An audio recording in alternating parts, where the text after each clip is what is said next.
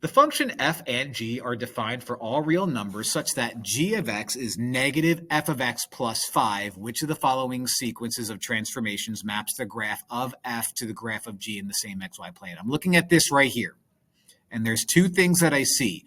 First thing that I see is a negative attached to f of x. Whenever you have a negative attached to f of x, you see what's called a vertical reflection over the x-axis. So that's step number one. A vertical reflection over the x-axis. So whatever picture we have, after we reflect it, we move up 5.